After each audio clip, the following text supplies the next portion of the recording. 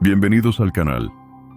Hoy viajaremos al pasado para conocer a mujeres que protagonizaron crímenes tan impactantes que aún hoy estremecen.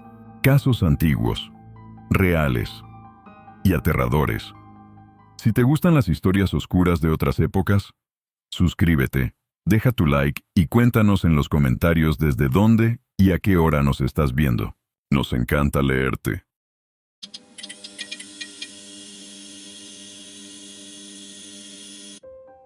Una mujer lo miró directo a los ojos. Le sonrió, le ofreció un trago y minutos después le pasó una cuerda por el cuello, lentamente, con una dulzura casi teatral. En cuestión de segundos, otro hombre emergió de entre las cortinas y la convirtió en cómplice de un asesinato que cambiaría la historia criminal de Francia para siempre. Gabrielle Bompard nació en Francia en el año 1868. Su familia, aunque no rica, tenía una posición social estable. Desde muy joven se hizo notar por un comportamiento errático, inestable y difícil de controlar. Los relatos sobre su adolescencia la describen como una chica inquieta, rebelde, incapaz de adaptarse a los moldes convencionales de la sociedad francesa de finales del siglo XIX. En una época en la que las mujeres eran obligadas a mantener una conducta decorosa y predecible, Gabrielle destacaba justo por lo contrario, por desafiar, por moverse fuera de los límites aceptables. Años más tarde, esa personalidad sería usada por su defensa como prueba de una supuesta inestabilidad mental. Pero en el momento en que todo comenzó, lo único cierto era que no era una joven común. No está del todo claro en qué momento exacto conoció a Michel Eyraud, pero lo que sí se sabe es que fue una relación desigual desde el principio. Eyraud era un estafador profesional. Tenía más de 50 años, casi el doble de la edad de Gabrielle, y un historial extenso de fraudes, engaños, violencia y manipulación. Había estado involucrado en negocios turbios, deudas, evasiones, y siempre encontraba una forma de salir impune. Era, en resumen, un experto en aprovecharse de los demás. Y cuando conoció a Gabrielle, vio en ella una herramienta útil, pero también una aliada. La convenció de acompañarlo, de dejarlo todo, de participar en sus planes. La relación entre ambos no era romántica en el sentido clásico. Gabrielle no era solo su amante, era también su cómplice, su seguidora y probablemente su víctima. Testimonios posteriores la describen como extremadamente sugestionable. Algunos médicos hablaron incluso de un estado de hipnosis constante, no en sentido teatral, sino como una sumisión psicológica profunda. Michel Eyraud, por su parte, sabía cómo ejercer control. Hablaba con seguridad, prometía riquezas, usaba su experiencia para manipular la voluntad ajena. Gabrielle cayó bajo ese influjo. Y cuando Eyraud le propuso asesinar a un hombre para quedarse con su dinero, ella no solo aceptó, participó activamente. El objetivo era claro: Toussaint Augustin Gouffé, viudo, con 49 años, funcionario judicial en Montmartre, París. Tenía 2 hijas y una vida aparentemente estable, pero llevaba una doble rutina. Era conocido por frecuentar a mujeres jóvenes, a veces prostitutas, a veces no. Gabrielle había tenido contacto con él. Sabía que podía atraerlo. Y eso era exactamente lo que necesitaban. Eyraud había diseñado el plan. Gabrielle debía seducir a Gouffé, convencerlo de visitar su apartamento y una vez allí, él lo asesinaría. La parte más inquietante es que el asesinato estaba planeado con una meticulosidad fría. No era improvisado. Habían comprado un baúl de gran tamaño en Londres días antes. Sabían que lo iban a necesitar. El 26 de julio de 1889, Gabrielle se encontró con Gouffé en un café de París. Lo saludó con naturalidad, lo invitó a charlar, él aceptó. No había nada que indicara peligro. Ella tenía 21 años. Era encantadora, con un rostro que no inspiraba sospecha. Lo llevó hasta el apartamento que compartía con Eyraud. La habitación ya estaba lista. Eyraud estaba escondido detrás de una cortina. Todo el lugar había sido dispuesto para el crimen. La idea era hacerle creer a Gouffé que se trataba de un juego sexual. Gabrielle debía rodearle el cuello con una cuerda. Nada agresivo, nada que lo alertara. Solo un pretexto para inmovilizarlo. En cuanto lo hiciera, Eyraud saldría de su escondite y completaría la tarea. Y así ocurrió. Gabriel actuó con una calma que desconcierta. Se acercó a Gouffé, le sonrió, lo acarició y luego pasó una cuerda por detrás de su cuello. Él no reaccionó de inmediato. No tuvo tiempo. En ese momento, Eyraud tiró con fuerza. Lo asfixió, lo empujó al suelo y cuando Gouffé intentó resistirse, lo terminó estrangulando con las manos. Fue un acto brutal, sin diálogo, sin vacilación. El cuerpo quedó tendido en el suelo. Gabriele lo miraba. No dijo nada. Revisaron sus bolsillos. Esperaban encontrar una suma considerable. Pero el dinero no estaba. Apenas había algo de efectivo. El asesinato, desde el punto de vista económico, había sido inútil. Sin embargo, ya no había vuelta atrás. El cadáver estaba ahí y debían deshacerse de él. Colocaron el cuerpo en el baúl que habían comprado semanas antes. Lo envolvieron en una sábana, lo ataron con cuerdas, cerraron el baúl con candado. El hedor era insoportable. Sabían que no podían mantenerlo en el apartamento. Al día siguiente, lo llevaron a la estación. No lo hicieron personalmente. Contrataron a un mozo para despachar el baúl como equipaje hasta Lyon. Allí lo recogieron, lo subieron a un carruaje alquilado y condujeron hasta las afueras de Millery, un pueblo rural a unos kilómetros. Su plan era simple: arrojar el baúl al río Ródano, que el agua lo arrastrara, que las pruebas desaparecieran, pero nada salió como esperaban. El baúl pesaba demasiado, y al momento de lanzarlo, no cayó al agua. Se quedó atorado entre la vegetación, al borde de un terraplén. Lo abandonaron allí. Nadie los vio, o eso creyeron. Pasaron los días.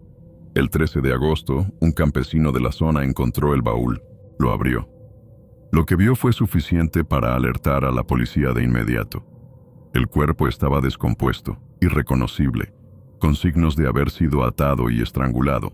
La investigación cayó en manos del comisario Marie-François Goron, uno de los más experimentados de París. Pero tenían un problema: no sabían quién era el muerto. Aquí es donde el caso dio un giro. El doctor Alexandre Lacassagne, médico forense, fue convocado. Aplicó técnicas que en ese momento eran consideradas vanguardia: análisis de cabello, comparación con registros dentales, estudio de lesiones óseas antiguas. Confirmó que el cadáver era el de Toussaint Augustin Gouffé. Había sido reportado como desaparecido 2 semanas antes. Ahora sabían quién era la víctima, pero no sabían aún quién lo había matado. La confirmación de la identidad del cadáver puso en marcha una investigación a contrarreloj. El asesinato de Toussaint Augustin Gouffé no era un crimen cualquiera. Era un funcionario del Estado y había sido asesinado con frialdad, premeditación y un intento evidente de ocultamiento. El baúl en el que había sido introducido no era francés. No se vendía en el país. Era inglés. Con ese dato, el comisario Goron ordenó una medida inédita: fabricar réplicas exactas del baúl y exhibirlas públicamente para que la ciudadanía ayudara a rastrear su origen. La respuesta fue masiva. Miles de personas, más de 25,000 en menos de una semana, acudieron a ver el baúl. Algunas recordaban haberlo visto en tránsito, otras dieron datos de tiendas especializadas en equipaje de gran tamaño. Una de esas pistas condujo directamente a un comerciante londinense que, al revisar sus registros de ventas, confirmó que había vendido ese modelo de baúl semanas antes a una pareja francesa, un hombre maduro, de nombre Michel Eyraud, y una joven de unos 20 años, llamada Gabrielle Bompard. Para ese momento, Gabrielle y Eyraud ya no estaban en Francia. Apenas cometieron el crimen, habían huido del país. Primero se dirigieron a Londres, luego cruzaron el Atlántico hacia los Estados Unidos. Se alojaron en Nueva York por un tiempo, presentándose bajo identidades falsas. En esa ciudad, Gabrielle se hacía pasar por un adolescente. Viajaba vestida de hombre, como el hijo de Eyraud. Nadie sospechaba. No estaban en la mira de las autoridades locales. Pero a medida que los periódicos franceses comenzaron a hablar del caso, la presión creció. Eyraud, inquieto por las noticias que llegaban desde Europa, decidió continuar su huida. Se trasladaron a Canadá y luego a Cuba. Mientras tanto, en París, la investigación ya tenía nombres, descripciones físicas e incluso fotografías. La policía francesa alertó a las autoridades de otros países, y entonces algo inesperado sucedió. A inicios de 1890, Gabriel Bompard regresó a Francia y se entregó por voluntad propia. Su gesto sorprendió incluso a los investigadores. No había sido localizada, no la habían detenido. Simplemente se presentó, sin oponer resistencia. Fue arrestada de inmediato.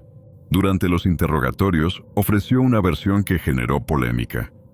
Reconoció haber participado en el crimen, pero aseguró que lo hizo bajo influencia hipnótica.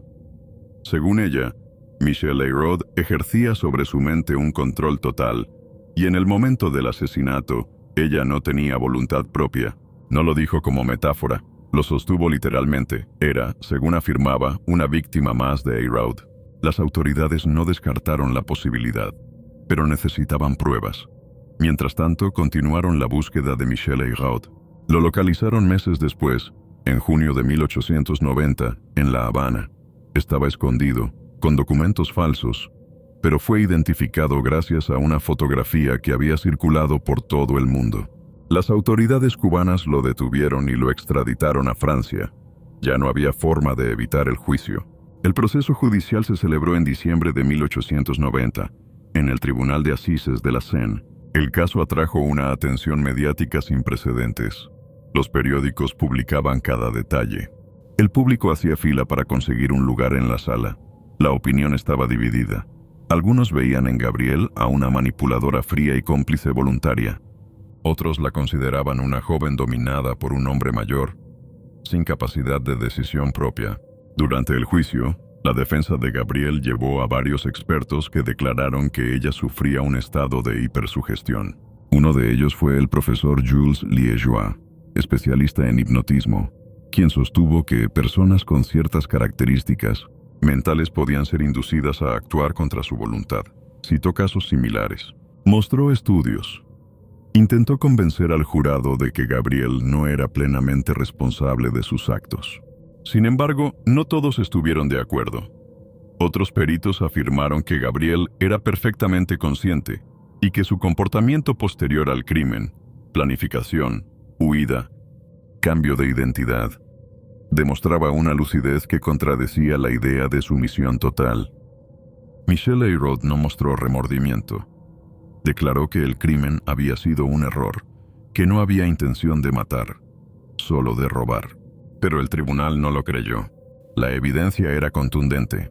La compra del baúl, la forma en que fue asesinado Gouffé, la logística del transporte, la decisión de abandonar el cuerpo lejos de París. Todo apuntaba a una planificación meticulosa. La sentencia fue anunciada en febrero de 1891. Michel Eyraud fue condenado a muerte. No hubo apelación. Fue ejecutado por guillotina pocos días después, el 3 de febrero, por el verdugo oficial del Estado, Louis Daibler. Su ejecución fue pública. Una multitud se reunió en la plaza para presenciarlo. Era la culminación de uno de los juicios más seguidos de la década. Gabrielle Bompard fue condenada a 20 años de trabajos forzados. No recibió la pena máxima, en parte por su colaboración con la justicia y en parte por las dudas que generó su estado mental. Fue enviada a la prisión de Nanterre años después, trasladada a Clermont. En prisión, su comportamiento fue calificado como ejemplar. No protagonizó incidentes, cumplía con las reglas y colaboraba en los trabajos asignados. Con el paso del tiempo, su condena fue reducida por buena conducta. En 1905, después de cumplir 15 años, fue liberada. Ya no era joven, había salido del foco mediático. No concedió entrevistas. No escribió memorias. Simplemente desapareció. Se sabe que murió en algún momento de la década de 1920, pero no quedó registro oficial. Su nombre, sin embargo, quedó grabado en la historia criminal de Francia, no como una asesina más, sino como la protagonista de uno de los casos más complejos, polémicos y emblemáticos de su tiempo. El asesinato de Toussaint Augustin Gouffé pasó a la historia como el primer caso francés resuelto con técnicas modernas de criminología y medicina legal. El doctor Lacassagne, que logró identificar el cadáver cuando nadie más podía, sentó las bases de la antropología forense. La táctica del comisario Goron, de usar baúles réplica para conseguir testimonios ciudadanos, se estudió durante años en escuelas de policía. Y el juicio de Gabrielle Bompard fue objeto de debates médicos, jurídicos y éticos durante décadas. Un crimen cometido con premeditación, una mujer joven bajo el control de un hombre mayor, una víctima engañada por alguien en quien confiaba, y un baúl, símbolo de un plan que parecía perfecto, pero que terminó convirtiéndose en prueba principal. El caso del baúl sangriento, como se lo conoció en los medios, no fue solo una historia de asesinato. Fue una historia de manipulación, ciencia forense, prensa, justicia y memoria. Y sobre todo, una historia que expuso lo peor de la condición humana en una habitación cerrada, bajo la mirada de una joven que no desvió la vista ni un segundo mientras un hombre era estrangulado a sus pies.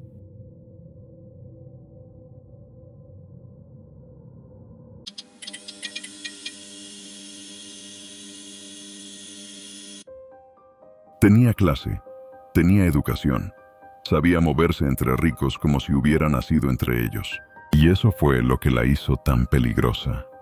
Louise Pitt no necesitó fuerza para matar, ni armas sofisticadas. Su herramienta más letal fue la confianza que inspiraba. Con una sonrisa podía abrir las puertas de cualquier casa, y con la misma sonrisa podía cerrarlas para siempre. Lofi Louise Preslar nació el 20 de septiembre de 1880 en Bienville, un pequeño pueblo de Luisiana. Su familia tenía posición, educación y cierto prestigio local. Desde pequeña fue instruida en los modales adecuados para una dama del sur.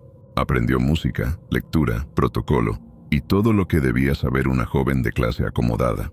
Pero lo que también desarrolló muy temprano fue una habilidad para manipular, mentir y conseguir lo que quería sin preocuparse por las consecuencias.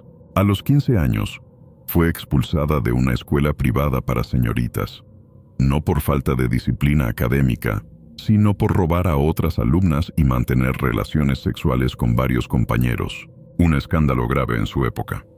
Ese evento marcó el inicio de una vida errante y peligrosa, que desde el principio mezcló atractivo con transgresión, fachada con engaño.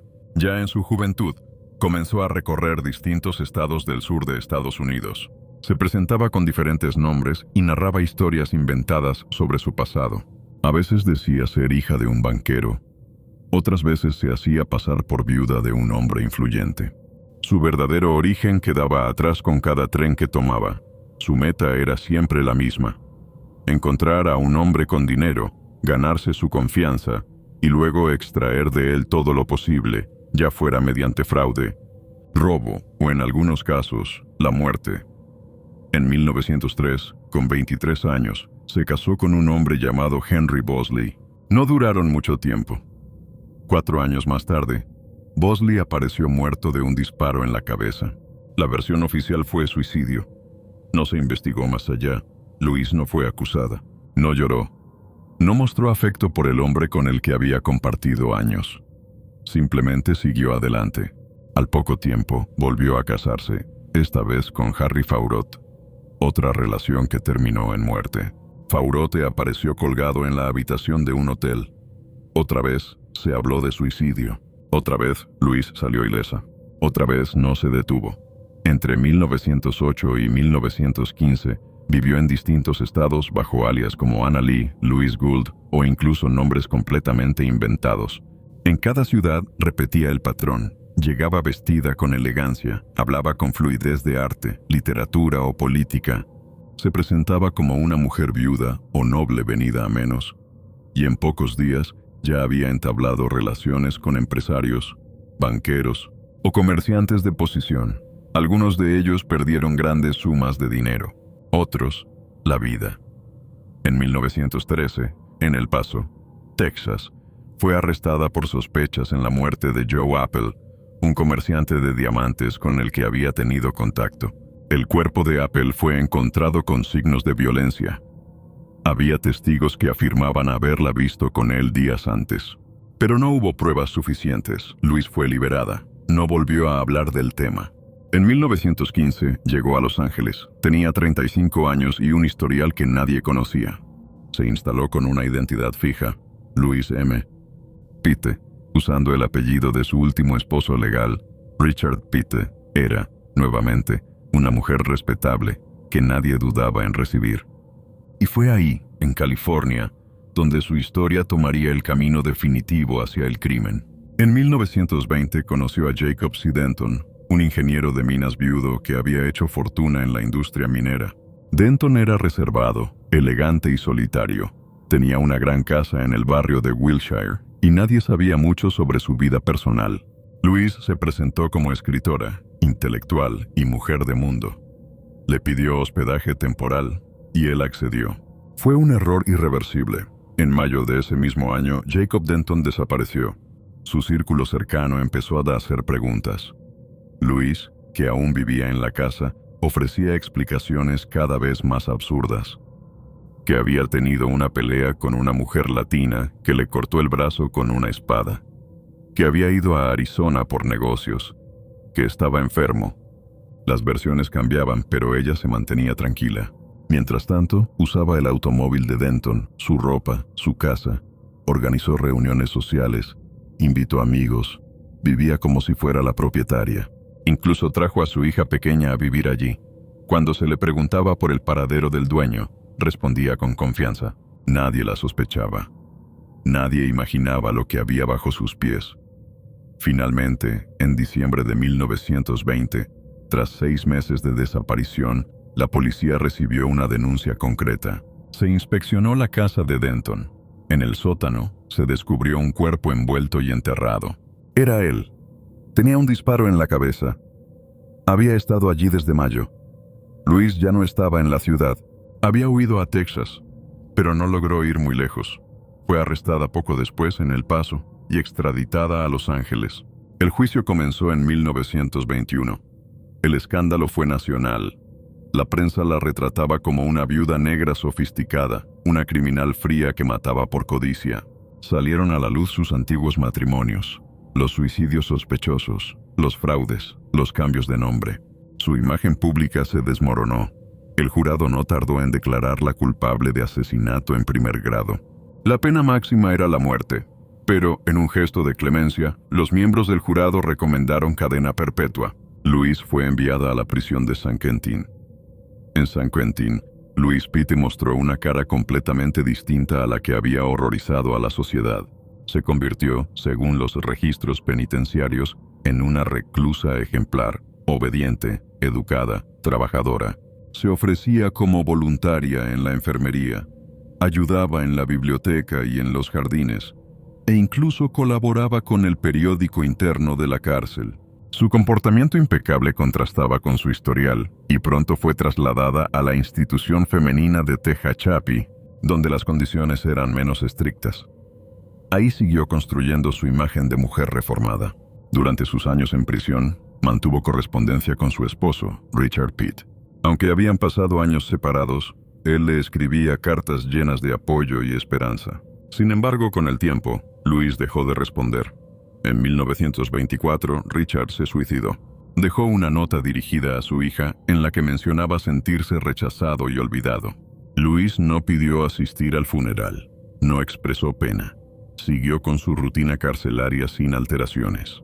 En la década de 1930, mientras cumplía su condena, varias personas influyentes comenzaron a abogar por su liberación.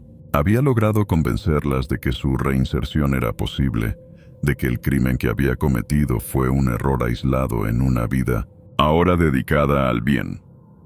Entre quienes apoyaron su libertad condicional estaba Margaret Logan, una mujer rica del área de Pacific Palisades que, sin conocerla personalmente, había quedado impresionada con las cartas y escritos que Louise enviaba desde prisión. En abril de 1939, después de 18 años encarcelada, Louise Pitt fue liberada. Tenía 58 años. A ojos del sistema, era una mujer rehabilitada. A ojos de quienes la conocían desde antes, era una bomba de tiempo. Tras salir de prisión, no regresó a su ciudad natal ni buscó comenzar de nuevo lejos del pasado. Se instaló directamente en casa de personas que la habían apoyado desde la cárcel. Primero, en la de Jessie Marcy, una mujer soltera y enferma que murió pocos meses después de que Louise se mudara con ella. Luego en la de Emily Latham, otra mujer rica que también murió al poco tiempo. En ambos casos, las muertes fueron consideradas naturales, sin autopsia ni sospechas, y no se inició ninguna investigación. Louise heredó pequeñas cantidades de dinero, objetos personales y quedó como beneficiaria de ciertos bienes. Después de esas muertes, volvió a contactar a los Logan. Margaret Logan había sido una de sus defensoras más activas durante su tiempo en prisión. Convencida de que merecía una segunda oportunidad, Louise fue recibida en su casa como ama de llaves y cuidadora personal de Margaret, quien estaba enferma y usaba silla de ruedas. Su esposo, Arthur Logan, era un hombre tranquilo que confiaba en el juicio de su esposa. En poco tiempo, Louise volvió a tener acceso a una casa de lujo, a cuentas bancarias ajenas y a todo lo que antes había perdido. La historia empezó a repetirse. Margaret, enferma, fue aislada progresivamente. Louise comenzó a decir a los vecinos que la señora Logan estaba en reposo, que se había ido de viaje, que se sometía a una cirugía plástica. Nadie la veía, nadie hablaba con ella directamente. Mientras tanto, Louise falsificaba cheques a su nombre, vendía joyas, sacaba dinero de las cuentas bancarias. Su comportamiento era metódico. Nadie notaba nada extraño. En diciembre de 1944, Arthur Logan fue internado en un hospital psiquiátrico por síntomas de confusión y agresividad. Murió poco después, sin llegar a entender del todo lo que estaba ocurriendo a su alrededor. Con él fuera del camino, Louise quedó como única responsable de la casa. Fue entonces cuando alguien, finalmente, empezó a dudar. Una vecina, preocupada por la ausencia prolongada de Margaret y por los cambios en la propiedad, contactó a las autoridades. La policía llegó al lugar el 20 de diciembre de 1944. Louise se mostró tranquila, cooperativa, pero evasiva. Dijo que Margaret estaba en una clínica, que se había operado, que volvería pronto. Pero al revisar el patio trasero, los agentes notaron que el terreno junto a un viejo árbol de aguacate había sido removido recientemente. Comenzaron a excavar. No tardaron en encontrar el cuerpo de Margaret Logan. Estaba envuelto en mantas, con el cráneo fracturado y un impacto de bala en el cuello. Llevaba muerta varios días. Louise fue arrestada en el acto. Esta vez no había forma de negar lo evidente. En comisaría su actitud cambió. Mantuvo la compostura, pero se negó a hablar. No explicó nada. No pidió un abogado. Solo dijo que era inocente y que todo era un error. Pero la escena, las pruebas y su historial hablaban por sí mismos. La noticia del crimen recorrió el país. La prensa recordó el caso de Jacob Denton, el cadáver en el sótano, la vida de lujos con identidades falsas, la condena de 1921. Nadie podía creer que, después de tantos años y con antecedentes tan graves, Louise Pitt hubiera sido liberada para volver a matar. El juicio comenzó en abril de 1945. El fiscal presentó un caso sólido, pruebas materiales, firmas falsificadas, testigos que habían escuchado versiones contradictorias y un historial delictivo que no dejaba lugar a dudas. La defensa no tenía mucho con qué trabajar. Pitt no mostró arrepentimiento. No testificó, no pidió clemencia. El 31 de mayo de ese año fue declarada culpable de asesinato en primer grado, esta vez sin recomendación de indulgencia. La pena fue clara y directa, muerte. Volvió a San Quentin, esta vez no como reclusa modelo. Estaba en el corredor de la muerte. Durante sus meses finales recibió visitas limitadas. No habló con la prensa, no hizo declaraciones, no dejó mensajes grabados. Se limitó a esperar. El 11 de abril de 1947 fue conducida a la cámara de gas. Tenía 66 años. Llevaba puesto el mismo vestido floreado que había usado durante el juicio. Caminó sin temblar. No pidió una última palabra. No pidió perdón. No lloró. Fue ejecutada esa madrugada. Su muerte fue la segunda de una mujer en la cámara de gas del estado de California. Aquel día se cerró el expediente de una asesina que había burlado a la ley durante décadas. Pero quedaron las preguntas. ¿Cuántos más murieron a su paso sin ser descubiertos? ¿Cuántas familias confiaron en ella antes de ser destruidas? ¿Cuántas vidas fueron arruinadas por una mujer que sabía cómo disfrazar la muerte de cortesía? Louise Pitt no fue una criminal común. Fue meticulosa, elegante, paciente y calculadora. Una asesina que no necesitaba sangre en las manos para destruir una vida. Le bastaba con una sonrisa, una historia convincente y la confianza de alguien demasiado confiado.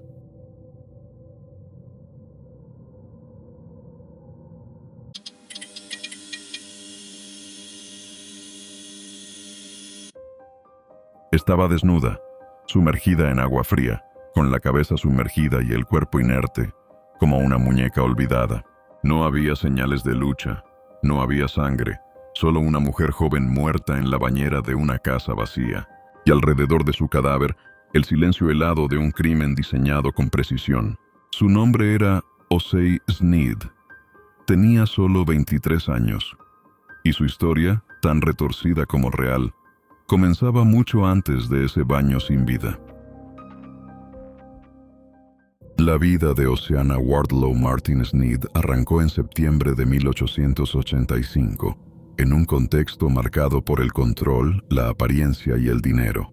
Nació en el seno de una familia que, puertas afuera, se presentaba como culta, educada y piadosa.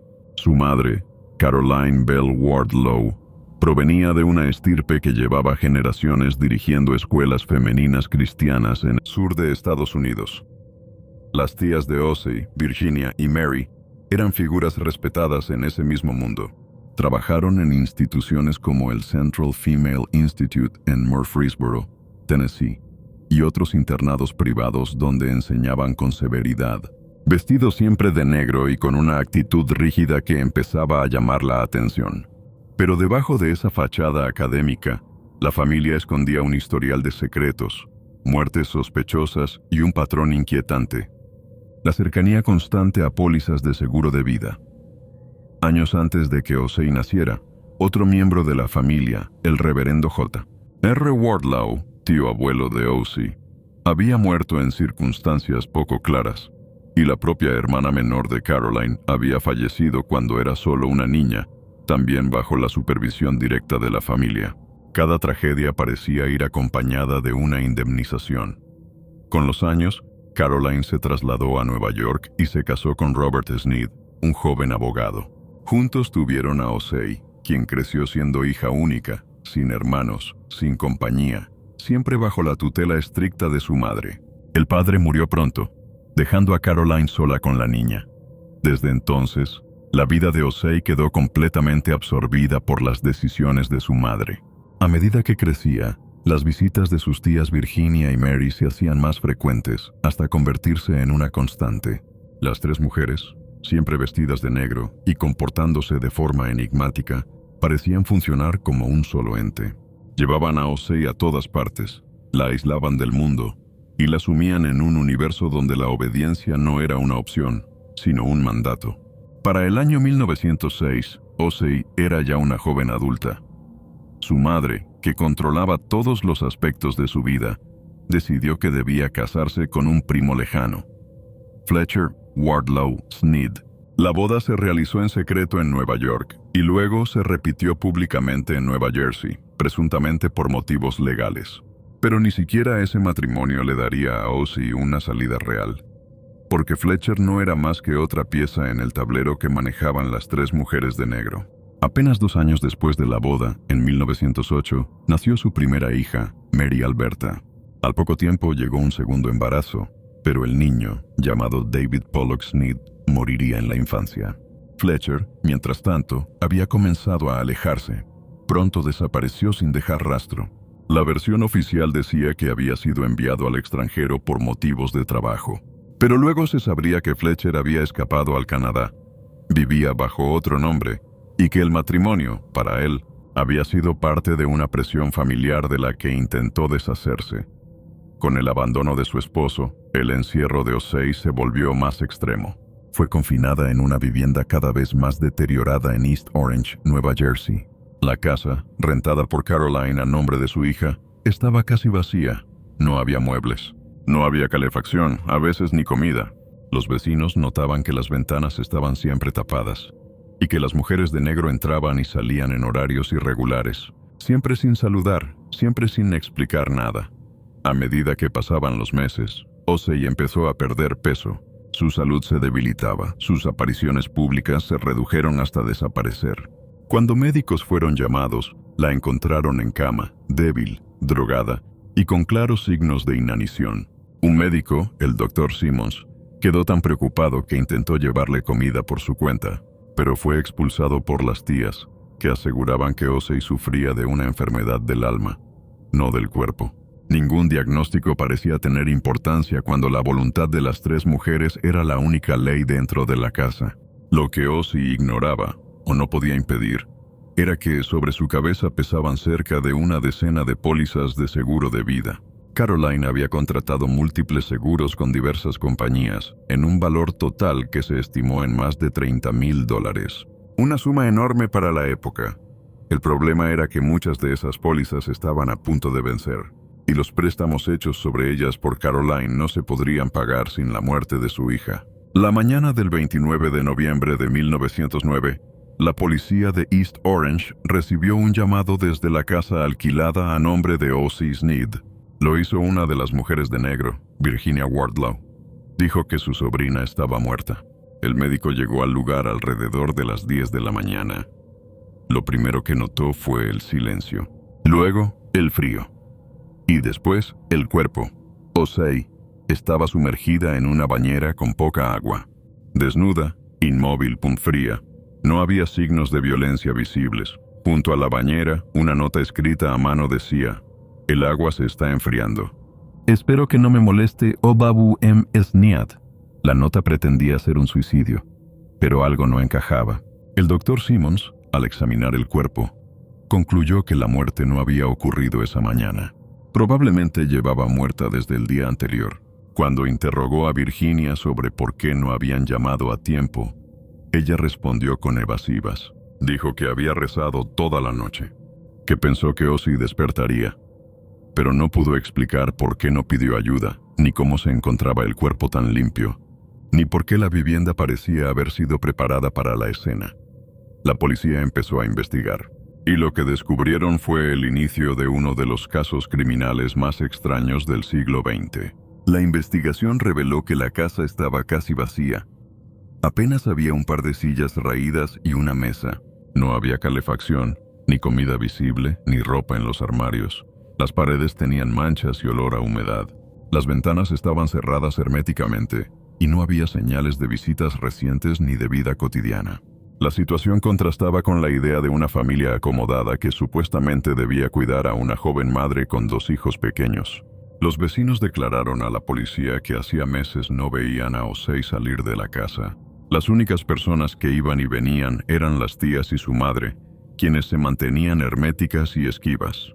Algunos mencionaron haber oído llantos apagados o ruidos extraños en la madrugada, pero nadie se atrevía a intervenir. Pronto, la policía descubrió que detrás de la aparente tragedia había un oscuro motivo: el dinero de los seguros de vida. La suma asegurada era considerable, más aún si se tiene en cuenta la inflación y el valor de la moneda de la época. Caroline y sus hermanas tenían un fuerte incentivo para acelerar el fin de Osei, pues la joven no generaba ingresos y las pólizas amenazaban con caducar, haciendo perder las primas pagadas y los préstamos que ellas mismas habían sacado contra esas pólizas. La presión financiera era insoportable, y el plan para obtener el dinero parecía ya estar en marcha. No era la primera vez que la familia se encontraba envuelta en circunstancias extrañas relacionadas con muertes y seguros. Un dato inquietante que salió a la luz durante el interrogatorio fue el comportamiento extraño de las tías. Virginia y Mary eran conocidas en la comunidad no solo por su atuendo siempre negro, sino por su conducta rígida, casi fanática. Algunos vecinos incluso las asociaban con prácticas poco claras, rumores de brujería o cultos. Eran mujeres solitarias, severas, que mantenían un dominio absoluto sobre la joven Osei. Durante los días siguientes, la policía interrogó a todos los involucrados. Caroline mantuvo un perfil bajo, aunque su rostro reflejaba una mezcla de dureza y nerviosismo. Mary y Virginia insistían en que Osei estaba enferma, que sufría de un trastorno mental que la había llevado a la muerte, pero no podían explicar el estado deplorable en el que la tenían ni la nota extraña. Se ordenó una autopsia completa. El resultado confirmó que Ozzy no solo había muerto por ahogamiento, sino que también tenía rastros de morfina en su organismo, en cantidades que indicaban un uso repetido y forzado. La droga había sido administrada para sedarla, mantenerla débil y posiblemente evitar que pidiera ayuda. Además, había signos de desnutrición severa y un estado general de abandono. El caso tomó un giro judicial inmediato.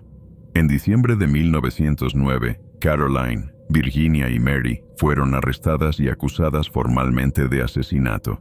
La noticia conmocionó a la sociedad.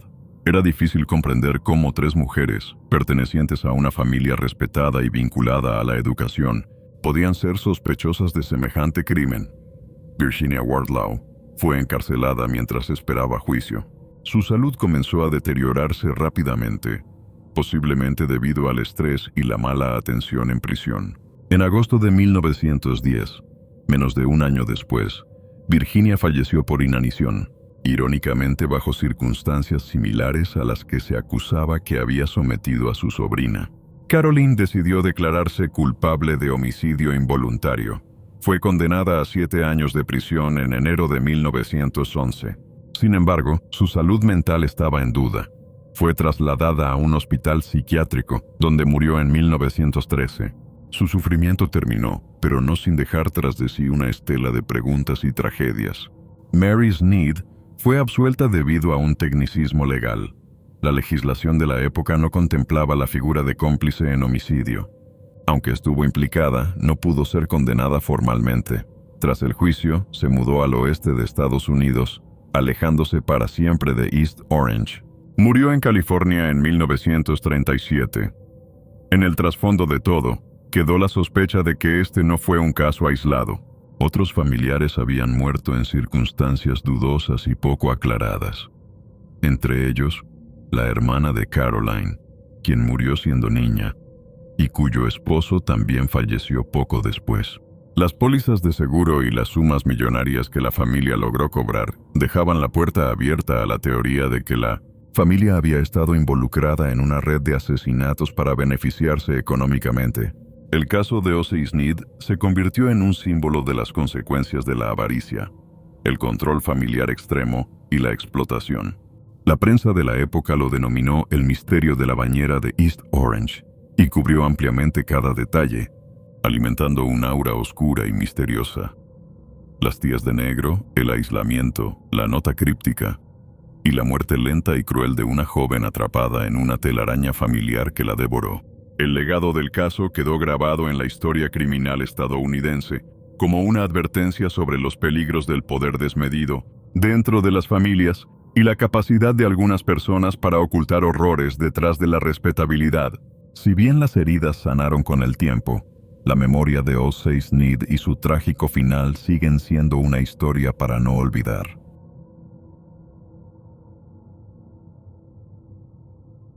¿Te está gustando los casos? Deja tu like, que eso ayuda al canal y hace posible que se sigan contando estas historias. Tokio, mayo de 1936. Una mujer camina sola por una de las avenidas más transitadas de la ciudad. Tiene 31 años, viste un kimono sencillo y se desplaza sin apuro. Pero hay algo extraño. Dentro de su ropa, cuidadosamente envuelto en papel, lleva los genitales de un hombre que había sido su amante. 3 días antes lo asfixió en una posada, y después de matarlo, decidió quedarse con esa parte de su cuerpo. No huyó, no se escondió, caminaba como si no hubiera hecho nada. Cuando la policía la detuvo, dijo, «Sí, lo maté». No podía soportar la idea de que estuviera con otra mujer. Su nombre era Sada Abe, y el crimen que cometió cambiaría su vida para siempre, y marcaría para siempre la historia criminal del Japón moderno. Sada Abe nació el 28 de mayo de 1905 en el distrito de Kanda, en Tokio. Su familia pertenecía a una clase media estable. Su padre, Shigeyoshi Abe, era un fabricante de tatamis que heredó el negocio familiar, y su madre, Katsu, se ocupaba del hogar. Sada fue la séptima de 8 hijos, pero solo 4 sobrevivieron. Ella fue la más joven. En apariencia, tenía todo para llevar una vida ordinaria, pero desde muy temprano se mostró distinta. No le interesaban los estudios, tampoco mostraba sumisión. Tenía una personalidad fuerte, impulsiva, difícil de controlar. Mientras otras niñas eran entrenadas para convertirse en esposas obedientes, ella se metía en problemas. Desafiaba a los mayores y mostraba actitudes que su familia consideraba vergonzosas. A los 14 años fue víctima de una violación a manos de un conocido de la familia. Ese hecho, que marcó un quiebre en su conducta, no fue atendido ni denunciado. En cambio, sus padres decidieron enviarla fuera de casa. La mandaron a una casa de geishas en Yokohama. En teoría, allí recibiría una formación artística y aprendería a comportarse según las normas sociales. Pero la realidad fue otra. Sada no fue instruida como geisha tradicional. No la enseñaron a cantar, ni a tocar instrumentos, ni a entretener en banquetes. Fue enviada directamente a recibir clientes. Sin entrenamiento ni protección, fue empujada al mundo de la prostitución desde su adolescencia. Durante los siguientes años, Sada vivió entre burdeles, bares y pensiones. Intentó dejar ese ambiente en varias ocasiones. Trabajó como camarera, como empleada doméstica, e incluso probó suerte como cantante en locales pequeños. Pero su pasado la seguía. El estigma era implacable. En la sociedad japonesa de los años 20, una mujer con antecedentes como los suyos era vista como alguien sin valor. No importaba lo que hiciera, siempre la reducían a lo que había sido. Rechazada, juzgada, ignorada, no pudo salir del círculo.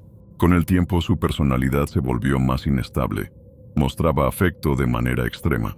Se apegaba rápido, idealizaba a sus parejas, y cuando sentía que la iban a abandonar, se desesperaba. No toleraba el rechazo.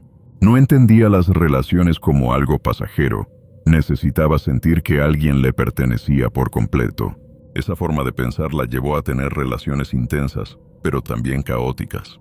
Algunos hombres la evitaban después de conocerla. Otros se aprovechaban de su dependencia emocional. Nadie la trataba con respeto. En 1934, Sada Abe regresó a Tokio y encontró trabajo en una casa de té en Yotsuya. Tenía casi 30 años, estaba cansada, pero aún creía que podía rehacer su vida. Fue allí donde conoció a un hombre llamado Kichizo Ishida. Él era un empresario de 42 años, dueño de un restaurante tradicional llamado Yoshidaya. Estaba casado, pero era conocido por sus infidelidades. Tenía una reputación de seductor y no ocultaba su gusto por las mujeres jóvenes.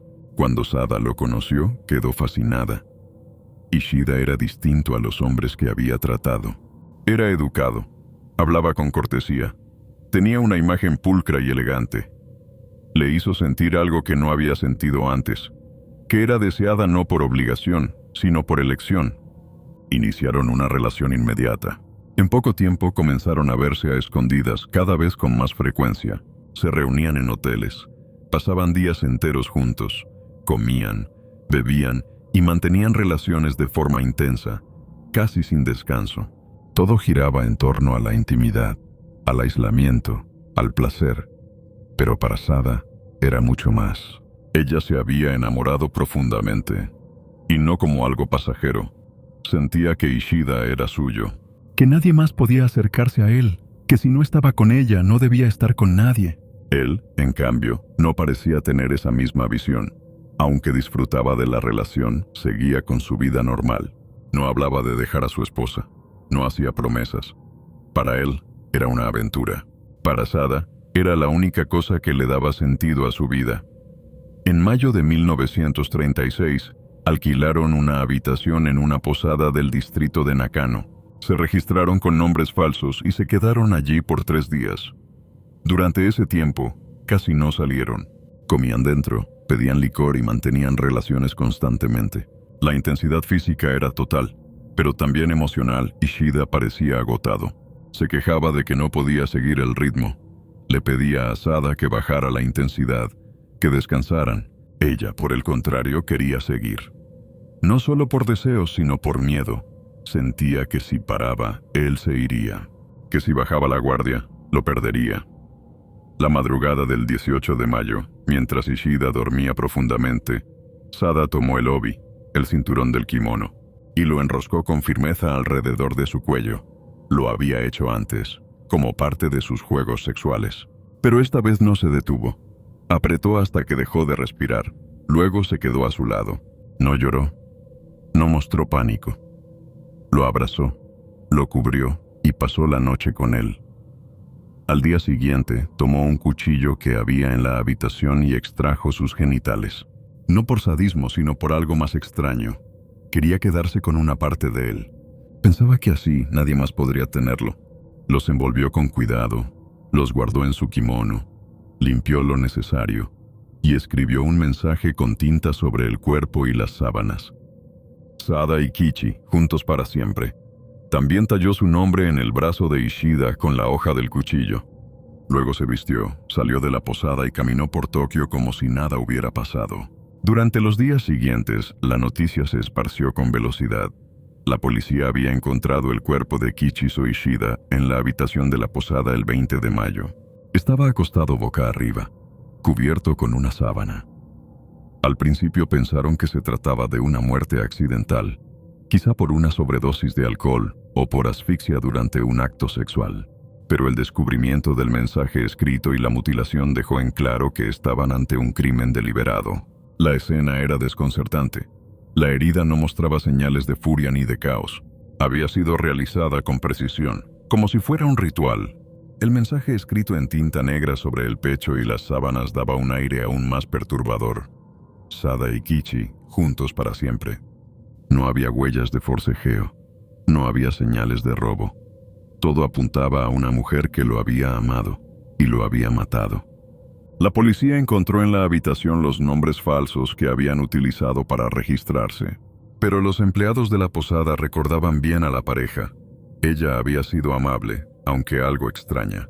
Preguntaron en bares y casas de té de la zona, y finalmente un trabajador reconoció a Sada Abe. Había trabajado en varios locales del área. Fue cuestión de horas antes de que las autoridades tuvieran su nombre real. La búsqueda se convirtió en una persecución pública. Su rostro apareció en los periódicos. Se distribuyeron afiches con su fotografía.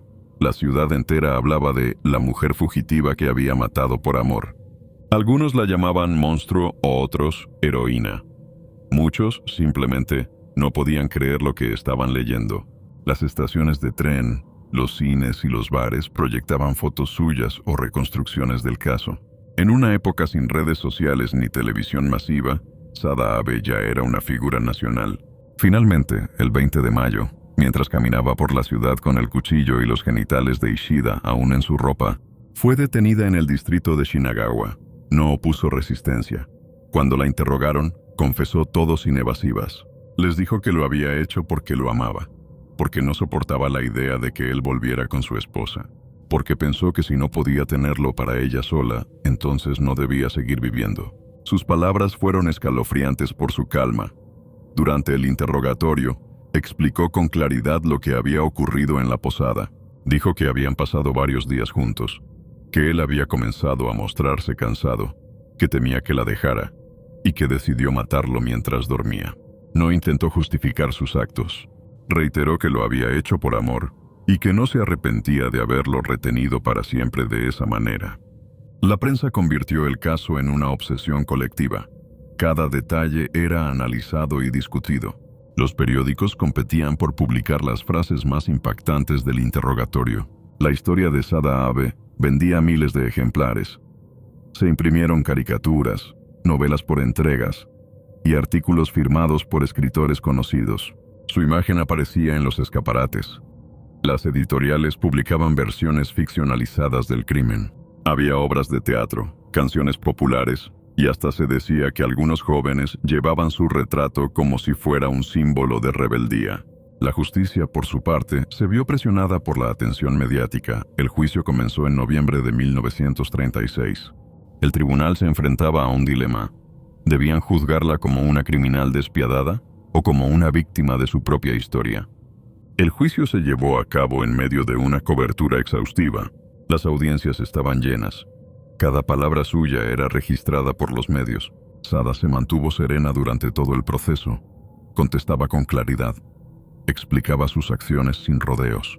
No buscó minimizar su responsabilidad, pero tampoco mostró culpa. Dijo que no odiaba a Ishida, que no actuó por rabia, que simplemente no quería perderlo.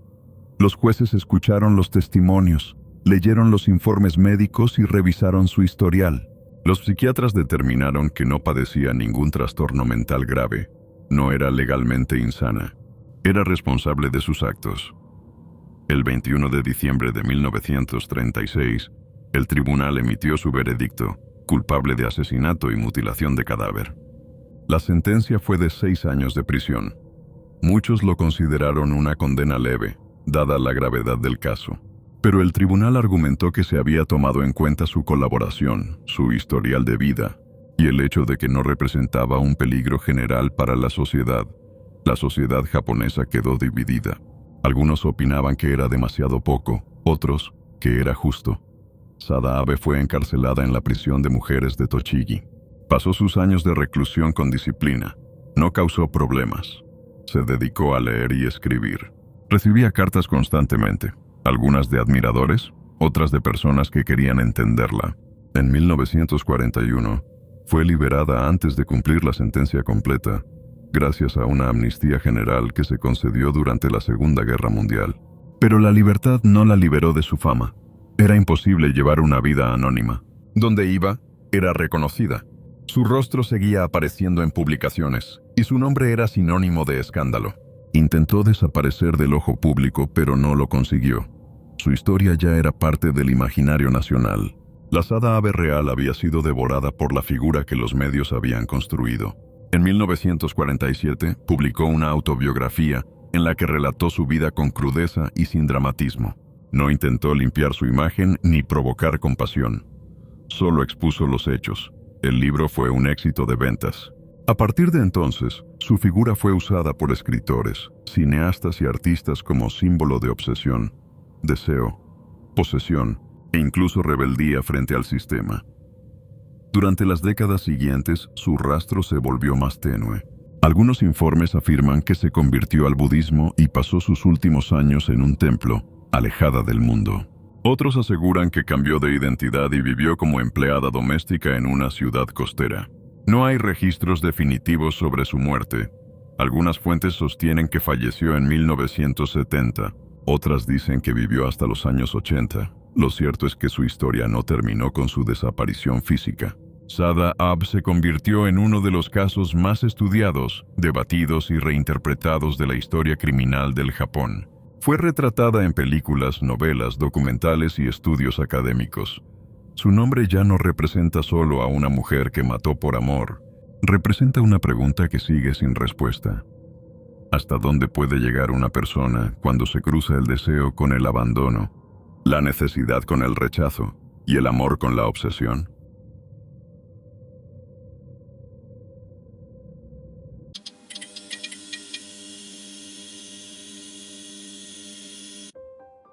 Una mañana calurosa de agosto de 1951, una mujer abrió la puerta del apartamento que compartía con su esposo. En el interior, el hombre leía sentado en una butaca, sin sospechar que en cuestión de segundos, su esposa, madre de sus hijos, estaba a punto de dispararle 5 veces. 4 impactos fueron al cuerpo, el último por la espalda. No hubo forcejeo, no hubo huida. Ella lo miró, marcó el número de la policía y dijo: «He matado a mi marido». Aquel crimen, en apariencia simple, destapó una de las historias más turbias y contradictorias de la Francia de posguerra. Yvonne Rousseau nació en 1913. Su infancia transcurrió en una zona rural, tranquila, cerca de Orleans. Su familia era modesta, católica, trabajadora. Desde joven mostró interés por el cuidado de los demás. Se formó como enfermera y más adelante obtuvo el título de matrona, una profesión que en aquella época requería formación técnica rigurosa y, sobre todo, templanza emocional. Era discreta, respetuosa, de carácter reservado y con una vida orientada a los valores tradicionales. No destacaba por ambición ni por vida social. Su rutina era sencilla: trabajo, iglesia, familia. No había escándalos ni sobresaltos. A los 24 años, en 1937, conoció a Pierre Chevalier. Él estudiaba medicina, pero su atención ya se dividía entre las ciencias de la salud y la política. Era brillante, ambicioso, carismático. Tenía una familia con conexiones y sus opiniones eran escuchadas con interés tanto en las aulas como en las tertulias políticas. Se enamoraron rápidamente. Para Yvonne, Pierre representaba algo más que un compañero sentimental. Era su ancla, su figura de estabilidad. No solo compartían el vínculo de pareja, sino que ella depositó en él su mundo entero. Se casaron ese mismo año. Poco después, Europa se sumió en la Segunda Guerra Mundial. La ocupación alemana dividió a Francia y paralizó la vida de millones de personas. Pierre se unió a la resistencia, un acto que lo elevó moral y políticamente. Fue arrestado en una ocasión por las autoridades colaboracionistas, pero logró salir gracias a contactos familiares. Mientras tanto, Yvonne vivía en la sombra de la guerra. Se ocupaba del hogar, dio a luz a sus 2 hijos y atravesó los años más duros sola. La guerra fue larga, y cuando terminó, ella creía que la familia volvería a tener una vida normal. No fue así. Con el fin del conflicto, Pierre capitalizó su pasado como resistente y construyó una carrera política meteórica. Primero fue elegido concejal, luego alcalde de Orleans y finalmente diputado. Para 1951, había sido nombrado secretario de Estado para la Juventud y los Deportes, un cargo importante dentro del gobierno de la Cuarta República. Sus responsabilidades se ampliaban, su presencia en casa disminuía, sus viajes eran frecuentes, las comidas familiares escasas, las conversaciones distantes. Yvonne, que nunca trabajó fuera del hogar desde el nacimiento de sus hijos, fue quedando relegada. Dependía de su marido en todos los aspectos, económico, emocional y social. Él era el político reconocido, el hombre público. Ella era la esposa de Chevalier. En la prensa, él aparecía con una imagen de familia feliz, en actos oficiales, sonriente, mientras que en la vida privada apenas compartían el mismo dormitorio. Según testimonios posteriores de conocidos, Pierre había dejado de interesarse por la vida conyugal mucho antes del crimen. Yvonne no solo era ignorada, también era humillada en privado. En varias ocasiones, delante de amigos comunes o familiares, Pierre la desautorizaba, la corregía, la ridiculizaba. Era seco, sarcástico. Algunas fuentes lo describen como cruel, pero ella nunca protestó en público. Los rumores de que Pierre mantenía una relación extramatrimonial comenzaron a circular entre los vecinos. No se trataba de sospechas infundadas. Su cercanía con una mujer llamada Jeanne Perrault era visible. Ella vivía sola, en un piso elegante, cerca del domicilio de los Chevalier. Era culta, refinada, atractiva, con una presencia llamativa. Fue con ella con quien Pierre comenzó a pasar más tiempo, a asistir a eventos, a coincidir en actos sociales. A diferencia de Yvonne, Jeanne hablaba con soltura, era extrovertida y encajaba con facilidad en los círculos políticos y culturales de París. Yvonne empezó a notar cada detalle, las ausencias prolongadas, el perfume distinto en la ropa, las cartas que llegaban a su casa. En una de ellas, Jeanne firmaba Jeannette, un diminutivo cariñoso que no dejaba lugar a dudas. Yvonne la confrontó en una ocasión. Fue a su casa, habló con ella, le exigió que se alejara. Jeanne, según los relatos judiciales, negó todo, pero en el fondo ya no importaba. Para Yvonne, el daño estaba hecho.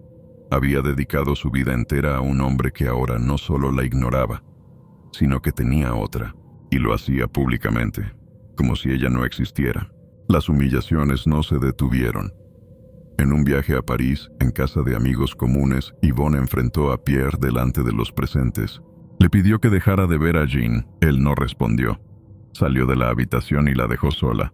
Días después, en el apartamento familiar, él la despreció de nuevo. Ella lloró. Le gritó. Él se rió. La situación ya era insoportable. Fue entonces cuando Yvonne tomó una decisión. Sin comentarlo con nadie, sin advertencias previas, fue a una armería. Adquirió un revólver marca MAB calibre 7,65 milímetros. También compró una caja con 25 cartuchos. Guardó el arma en su bolso. No escribió ninguna nota. No hizo preparativos especiales. Pero no era un impulso. Había tomado una decisión y estaba decidida a llevarla a cabo. El domingo 12 de agosto de 1951 amaneció con el cielo despejado sobre Orleans. Era pleno verano y la ciudad estaba más tranquila que de costumbre. Muchos estaban de vacaciones. Las oficinas estaban cerradas. Los tranvías circulaban con menos frecuencia. Esa mañana, Pierre Chevalier se encontraba solo en el apartamento familiar. Había regresado brevemente de París tras su nombramiento oficial como secretario de Estado para pasar el fin de semana en casa. Aunque formalmente seguía casado con Yvonne, el distanciamiento entre ambos era absoluto. Dormían en cuartos separados, hablaban lo mínimo necesario y ya no compartían ninguna actividad familiar. Ella sabía que él estaría allí, y él no sospechaba que esa mañana cambiaría todo. Eran alrededor de las 9:30 cuando Yvonne cruzó el umbral del apartamento. Llevaba un bolso, en cuyo interior estaba el revólver MAV que había comprado días antes. El silencio en la casa era total. Pierre estaba sentado en una butaca, probablemente leyendo documentos. No hay registros de una discusión previa a ese día, tampoco forcejeo. Lo que ocurrió a continuación fue rápido y brutal. Yvonne sacó el arma, apuntó a su esposo y disparó 5 veces. 4 de los disparos impactaron directamente en el cuerpo de Pierre. Uno en el brazo derecho, otro en el pecho, uno en el muslo y otro en la mandíbula. Cuando cayó al suelo, aún con vida, Yvonne se acercó y le disparó una vez más por la espalda. El proyectil perforó un pulmón. Esa última bala fue letal. El informe médico fue claro. Los disparos fueron mortales, pero no todos al instante. Pierre agonizó durante algunos minutos. Según los peritos, no hubo posibilidad de defensa. La escena indicaba una ejecución repentina, a corta distancia, sin lucha previa. La sangre se esparció sobre el suelo de madera. Los documentos que Pierre estaba leyendo quedaron cubiertos de manchas. La habitación quedó en silencio. Yvonne no lloró, no gritó, no huyó. Caminó hasta el teléfono, marcó a la comisaría local y declaró con voz firme: «Vengan, he matado a mi marido». La policía llegó minutos después. Encontraron a Yvonne sentada, con el revólver descargado sobre la mesa, mirando al vacío. El cuerpo de Pierre yacía aún tibio, con las 5 heridas visibles. No opuso resistencia, no pidió abogado, no se defendió. Simplemente repitió lo que había hecho y explicó que no soportaba más la humillación, la traición y el desprecio. Fue arrestada en el acto. Trasladada a la comisaría, fue interrogada por más de 3 horas. Luego, fue enviada a prisión preventiva. El arma fue incautada y las pruebas fueron recogidas con meticulosidad. Los investigadores sabían que no había duda sobre la autoría. El caso no era un misterio, se trataba de un homicidio confesado. Pero lo que nadie esperaba era el efecto que este crimen tendría en la sociedad francesa.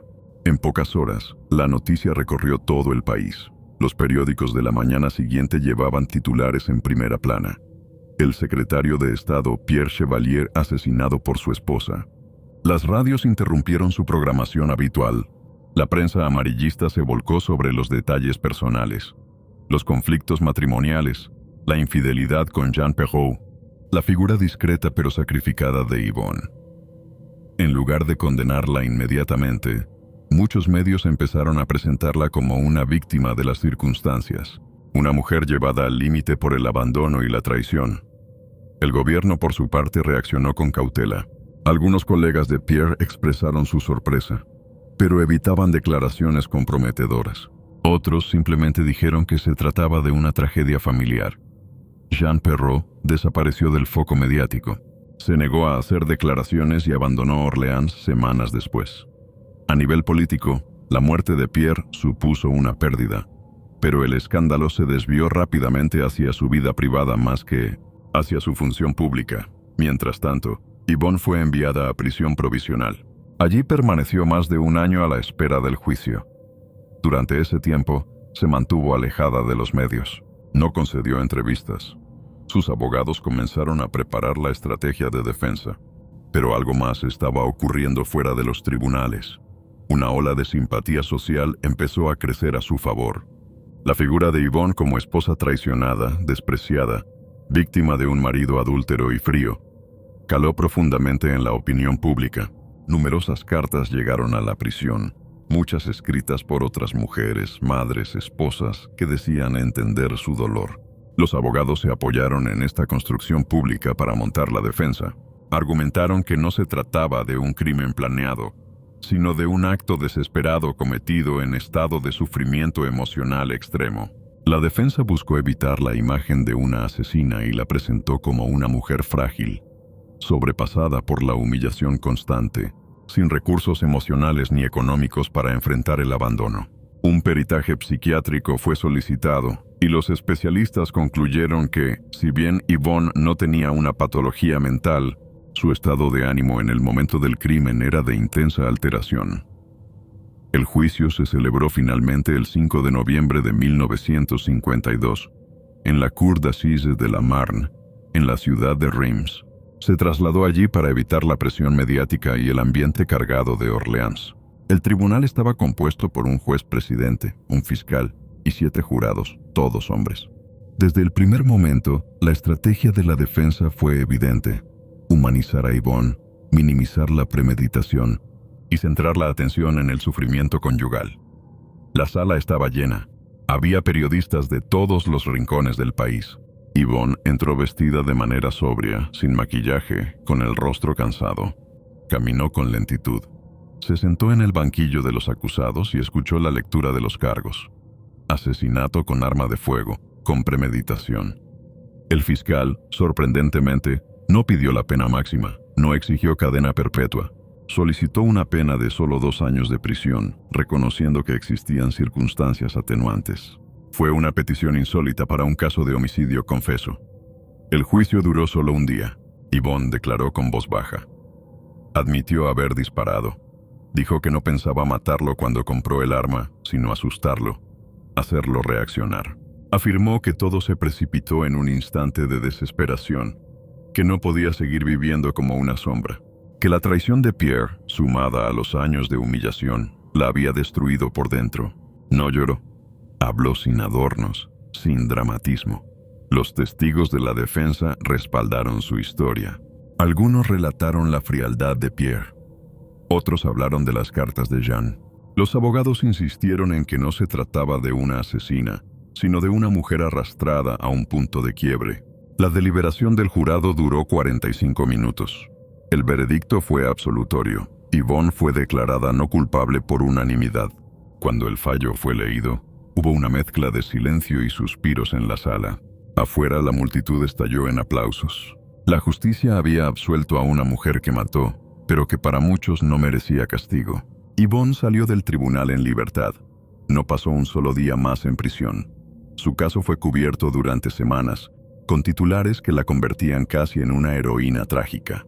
Algunos decían que había hecho lo que tantas otras no se atrevieron a hacer. Tras su absolución, Yvonne Chevalier no volvió a aparecer públicamente. No hubo declaraciones.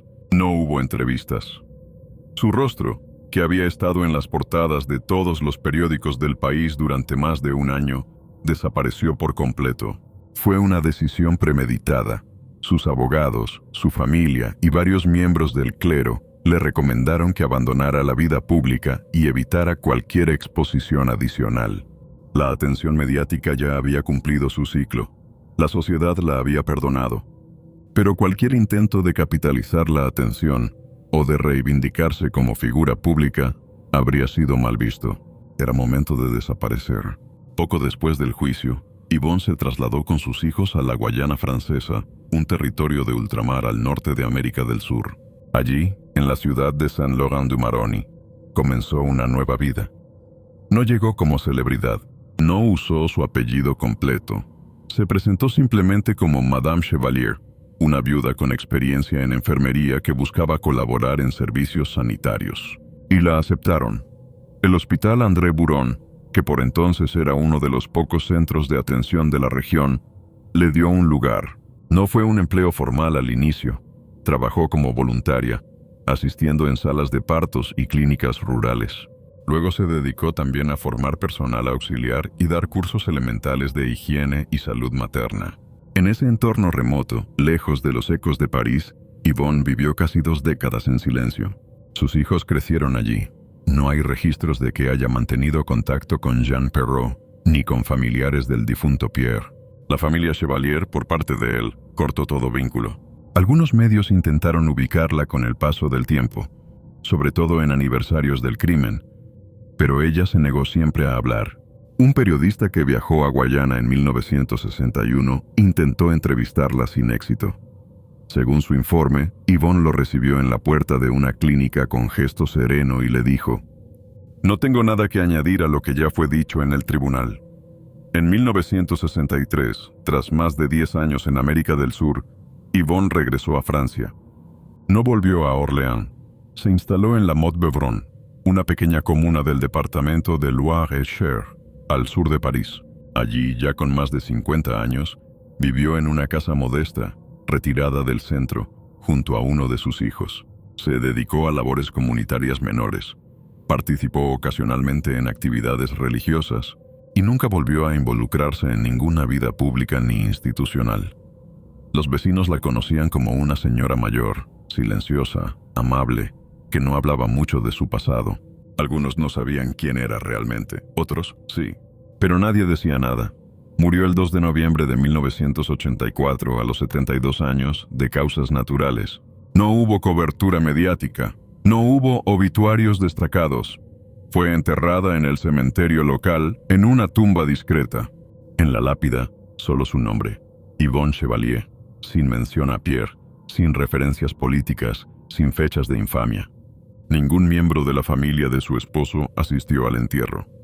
Algunos vecinos, una docena de personas, estuvieron presentes. Fue una despedida silenciosa, acorde a la vida que eligió llevar tras el crimen. Con el paso de los años, su caso fue citado ocasionalmente en libros de criminología y estudios sobre justicia penal. Fue usado como ejemplo en debates jurídicos sobre los crímenes pasionales, la desigualdad de género en la justicia y la forma en que la sociedad juzga o absuelve a mujeres que matan a sus parejas. Su juicio se convirtió en un precedente informal de lo que hoy se entiende como crimen por desesperación emocional. No por una defensa legal formal, sino por la reacción social que generó.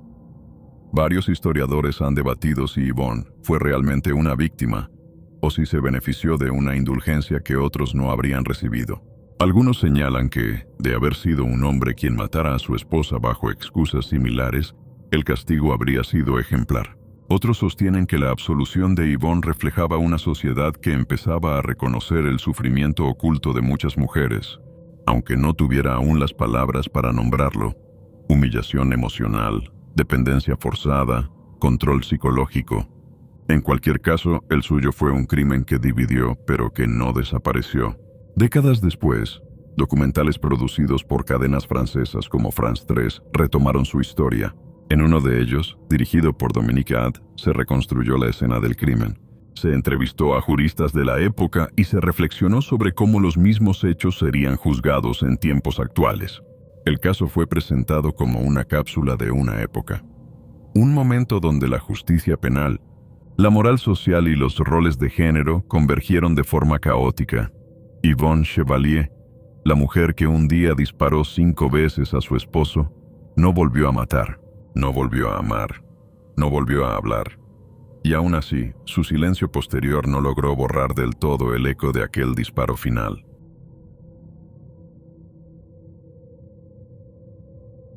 Si te gusta este contenido, deja tu like. Así ayudas a que el canal crezca y podamos seguir creando más historias como esta. Nadie sospechaba que en una de las casas más respetadas de Glasgow, donde todo parecía estar en orden, una joven de apenas 20 años mantenía una relación secreta que estaba por estallar. Nadie lo sabía, excepto el hombre que guardaba cada una de sus cartas como si fueran pólvora. Madeleine Hamilton Smith nació el 29 de marzo de 1835 en una familia privilegiada. Era la hija mayor de James Smith, un arquitecto escocés con influencia, y de Elizabeth Hamilton, descendiente directa del célebre arquitecto David Hamilton, responsable de varios de los edificios más emblemáticos de Glasgow. Desde su nacimiento, Madeleine había sido educada dentro de las normas estrictas de la clase alta escocesa victoriana. Residían en una elegante casa de estilo georgiano en Blitzwood Square, un barrio exclusivo que reflejaba exactamente lo que se esperaba de ellos: orden, religión, decencia y reputación. A diferencia de muchas jóvenes de su tiempo, Madeleine recibió una buena educación. Sabía leer, escribir, tocaba el piano, hablaba francés y asistía a reuniones sociales propias de su entorno. Pero como cualquier joven de su edad, también experimentaba los límites de su mundo. No podía salir sola sin compañía, no podía relacionarse libremente con hombres fuera de su clase, y su futuro estaba prácticamente escrito. Casarse con un hombre aprobado por sus padres y convertirse en esposa y madre. Eso no significaba necesariamente amor. Lo importante era la conveniencia. En 1855, cuando tenía 20 años, Madeleine conoció a Pierre-Émile Langelier. Era un joven de origen francés o jerseyense, nacido en la isla de Jersey, que trabajaba como empleado de escritorio para la empresa Huggins, especializada en fertilizantes. No pertenecía a la misma clase social que los Smith, pero se movía con soltura. Era inteligente, hablaba varios idiomas, tenía modales refinados y sobre todo sabía cómo atraer a una joven impresionable. No está claro cuándo ni cómo exactamente se conocieron. Algunos testimonios posteriores sugieren que fue en el jardín de la casa familiar, mientras él paseaba cerca del sector. Otros indican que fue en una tienda o librería. Lo cierto es que comenzaron a verse en secreto. Madeleine sabía perfectamente que su familia jamás aprobaría esa relación, pero aún así se dejó llevar. No solo lo recibía en privado, comenzó a escribirle cartas, y esas cartas no eran simples notas. Estaban llenas de palabras apasionadas, de promesas, de confesiones. En la época victoriana, una joven de clase alta debía ser recatada en público y en privado. Lo que Madeleine escribía rompía por completo con ese molde. Le hablaba de encuentros físicos, de amor carnal, de su deseo de estar con él. Le decía cosas como: «Mi camisón estaba puesto cuando me viste. Ojalá tú también hubieras estado en la misma condición». En otras, describía momentos donde lo dejaba entrar a su dormitorio por la noche. Era una violación total de las normas sociales, religiosas y familiares de la época. Y todo quedaba registrado por escrito, con su puño y letra. Durante más de un año, se escribieron mutuamente. Más de 250 cartas pasaron entre ellos. Émile las guardaba todas. En ellas, Madeleine llegó a plantearse fugarse con él, casarse en secreto, desafiar a su padre. Pero ese impulso inicial comenzó a disiparse. En algún momento del segundo año, ella empezó a tener dudas. Las presiones familiares aumentaban y Émile, que era posesivo, celoso y manipulador, empezó a resultarle asfixiante. Fue en febrero de 1857 cuando todo cambió de forma definitiva. Los padres de Madeleine, ignorando la relación clandestina, la empujaron hacia un compromiso formal con un joven respetable, William Harper Minnock. Era un comerciante bien posicionado, aceptado por la sociedad y cumplía con todos los requisitos. La familia estaba complacida. Madeleine aceptó el compromiso. Estaba lista para cerrar su etapa con Émile, pero Émile Nomontault, al enterarse de su compromiso con otro hombre, cambió por completo su tono. Comenzó a exigirle explicaciones. Le escribió cartas largas y dramáticas, donde decía que si ella lo dejaba, él le mostraría sus cartas a su padre, que si no cumplía con su promesa de estar juntos, revelaría todo. El chantaje era directo. Sabía que, con solo entregar una de esas cartas, arruinaría la vida social de Madeleine. No solo perdería a su prometido, sería una deshonra para su familia. Madeleine, desesperada por recuperar las cartas, intentó convencerlo. Le escribió varias veces pidiéndole que se las devolviera. No lo amenazaba, le suplicaba. Le decía que no podía vivir en paz sabiendo que esas palabras estaban en sus manos. Pero Émile se negaba. Incluso insinuaba que podía presentarse en su casa si ella no cedía. Fue entonces cuando, según la cronología verificada por los registros de farmacias de Glasgow, Madeleine acudió a 2 establecimientos distintos y compró pequeñas cantidades de arsénico. Lo hizo utilizando una firma abreviada, M.H. Smith. En ese tiempo, no era ilegal comprar veneno. Muchas mujeres lo usaban con fines cosméticos, para aclarar la piel o eliminar imperfecciones, aunque su toxicidad era conocida. Aún así, los farmacéuticos registraron las compras. Durante los días siguientes, Émile enfermó. El 17 de marzo escribió en su diario que se sentía mal. El 19, los síntomas se intensificaron. vómitos, náuseas, calambres. Consultó con un médico que le recetó reposo, pero no identificó la causa. El 22 de marzo, por la noche, salió de su pensión para reunirse, presuntamente, con Madeleine. No existen testigos que confirmen el encuentro. Esa fue la última vez que se le vio con vida.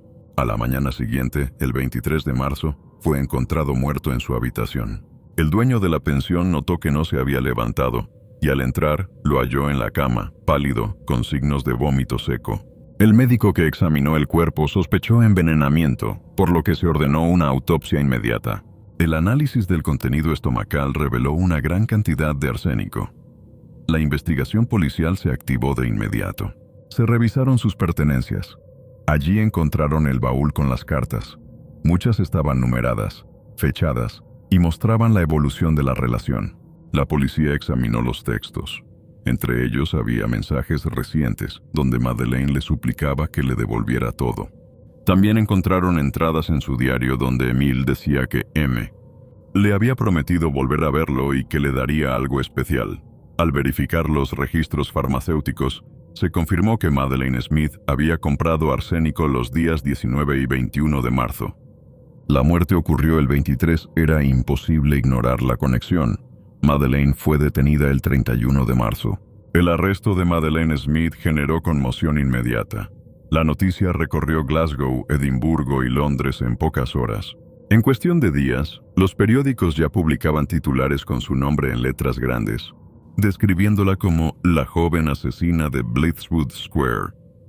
Lo que más escandalizaba no era solo que una mujer pudiera haber cometido un crimen tan calculado, sino que esa mujer perteneciera a una familia de la élite escocesa.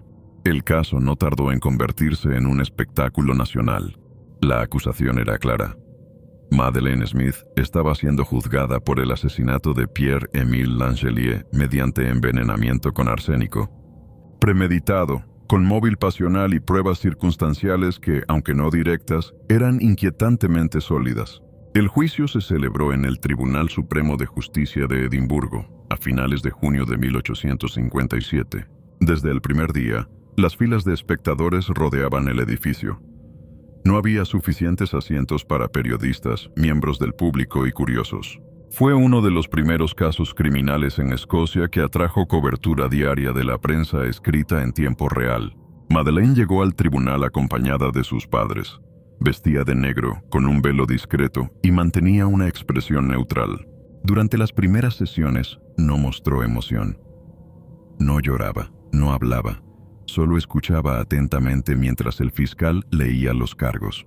Esa frialdad fue interpretada de formas opuestas. Para algunos era señal de culpa, para otros, una muestra de entereza.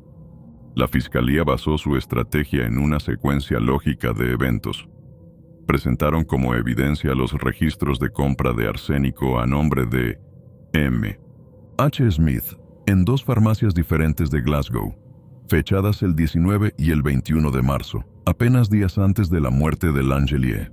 Explicaron que, aunque la compra del veneno era legal, su combinación con la muerte súbita de un hombre con el que ella tenía una relación conflictiva era altamente sospechosa.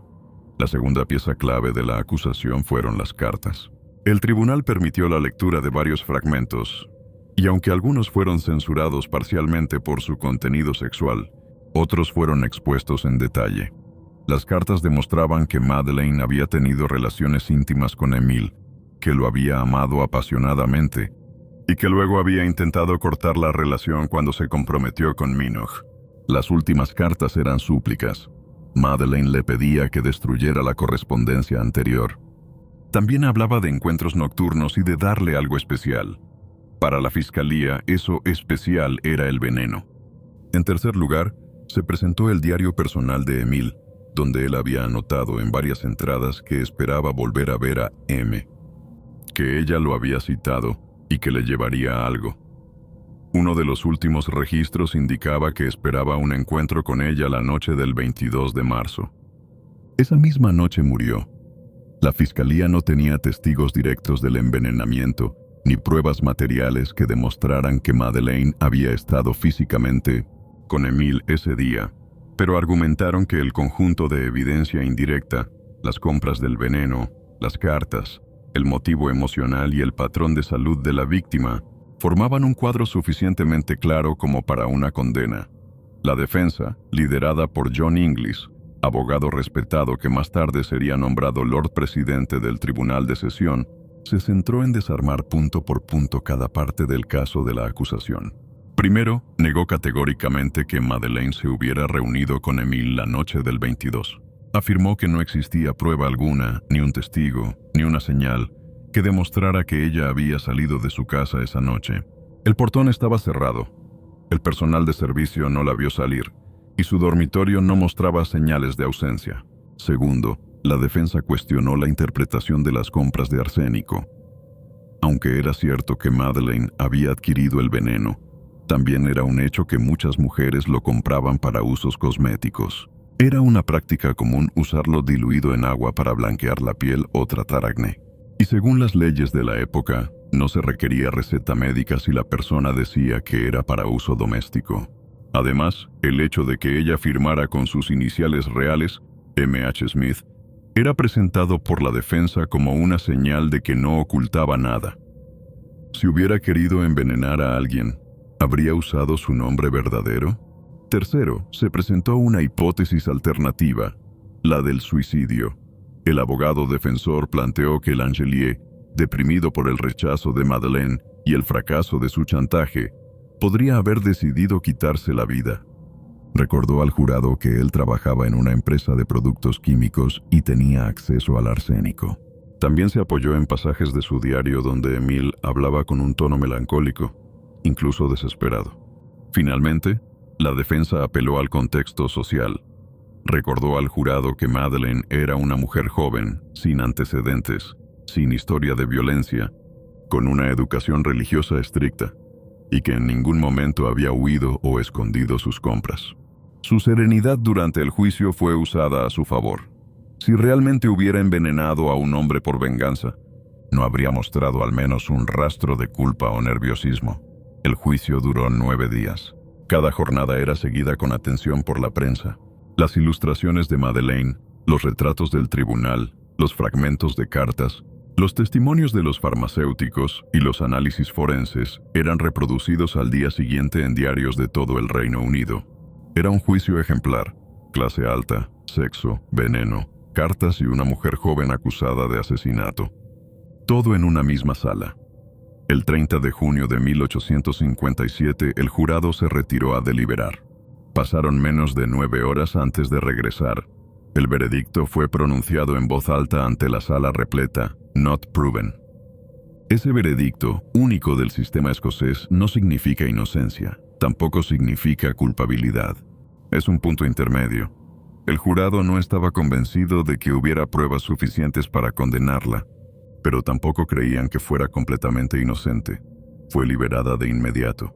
Madeleine Smith salió del tribunal sin decir una palabra. Caminó junto a su padre, con la cabeza en alto, entre una multitud que la observaba con una mezcla de curiosidad, escándalo y admiración. Había sido declarada legalmente libre, pero no socialmente. La reacción pública fue ambigua. Algunos creían que había sido víctima de un juicio injusto, empujada por una sociedad machista que no toleraba que una mujer expresara deseo o tomara decisiones emocionales. Otros creían firmemente que había matado a Emile y que había sido absuelta solo por su apellido, su riqueza y su porte elegante. La vida de Madeleine cambió por completo. Su compromiso con William Minnock fue cancelado apenas días después del juicio. Su reputación estaba destruida. La familia abandonó Glasgow huyendo del escándalo. Durante los años siguientes, Madeleine vivió en el anonimato. En 1861, se casó con George Wardell, un intelectual vinculado al movimiento socialista y al círculo del artista William Morris. Tuvieron 2 hijos. Se establecieron en Londres, donde ella trató de vivir una vida tranquila, lejos del ojo público. El matrimonio con Wardell terminó en separación en 1890. En algún momento durante la Primera Guerra Mundial, Madeleine emigró a Estados Unidos. Se instaló en Nueva York, donde vivió bajo el nombre de Lena Wardell Sheehy. Nadie en su entorno sabía quién había sido realmente. Murió el 12 de abril de 1928 a los 93 años en Hastings-on-Hudson, estado de Nueva York. Está enterrada en el cementerio Mount Hope. Nunca fue juzgada nuevamente.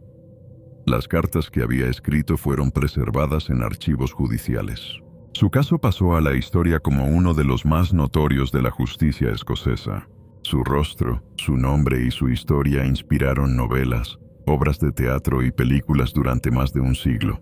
Pero nadie, ni en su juicio ni después, pudo probar con certeza qué ocurrió aquella noche del 22 de marzo de 1857.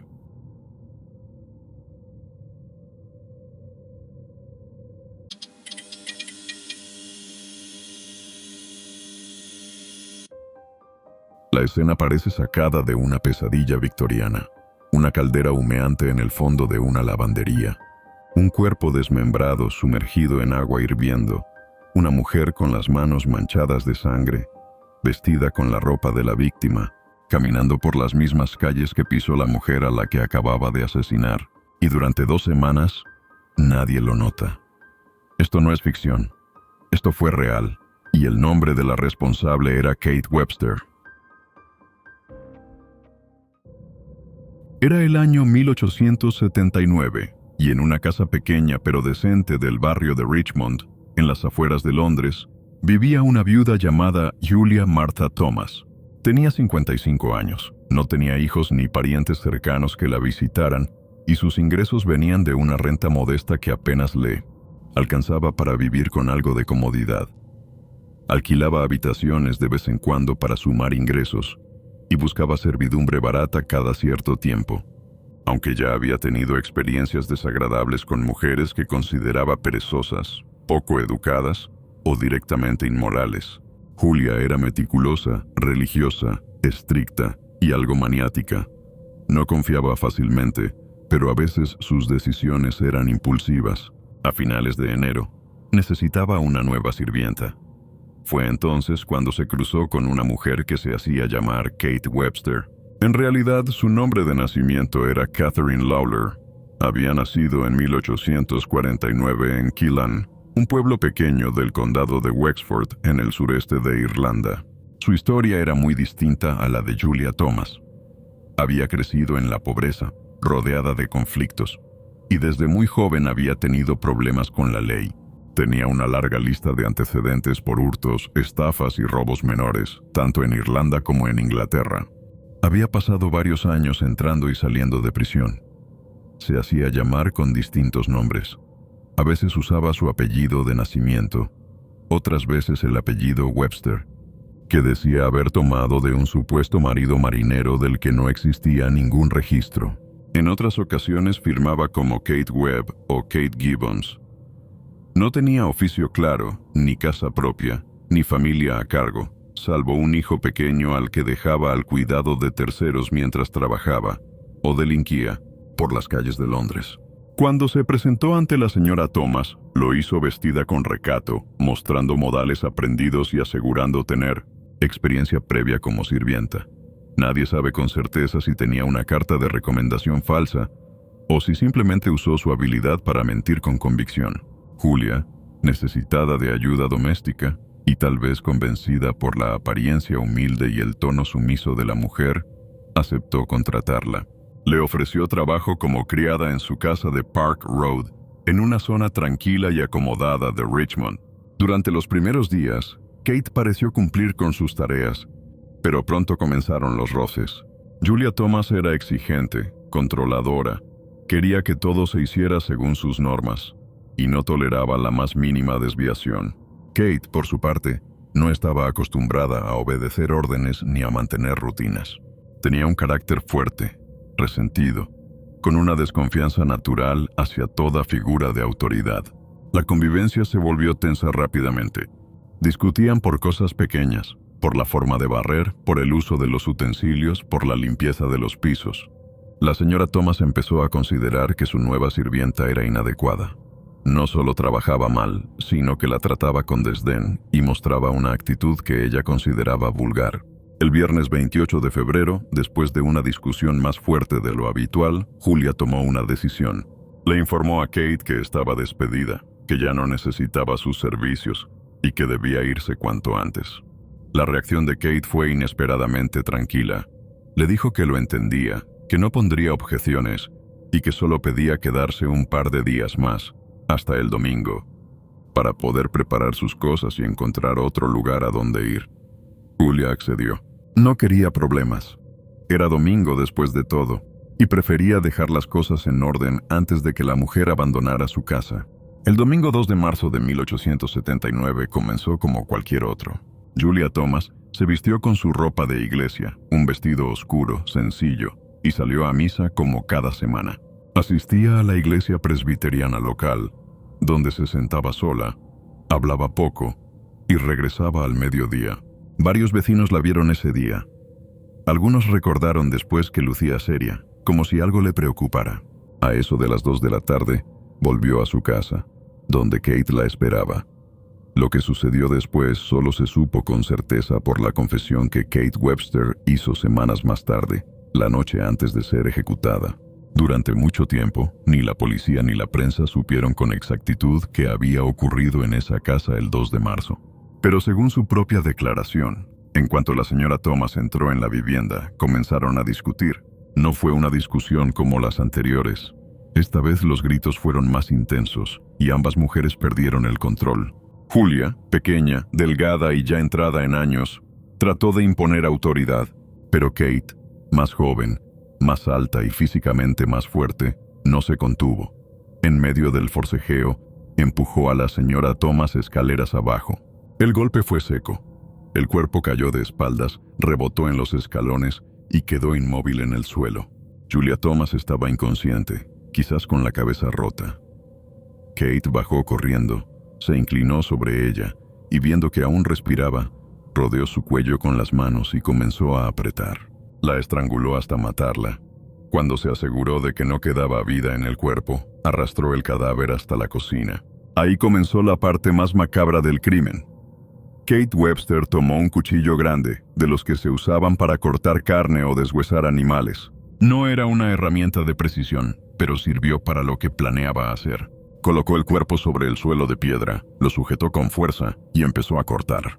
Primero la cabeza, luego los brazos, las piernas, separó el tronco en 2 partes. La escena estaba cubierta de sangre.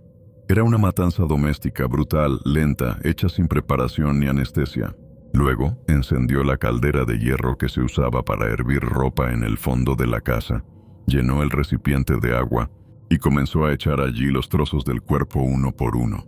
La carne comenzó a hervir. El olor era fuerte, ácido, mezcla de grasa quemada y piel quemada. La sangre hervía en la superficie y se adhería a los bordes del metal.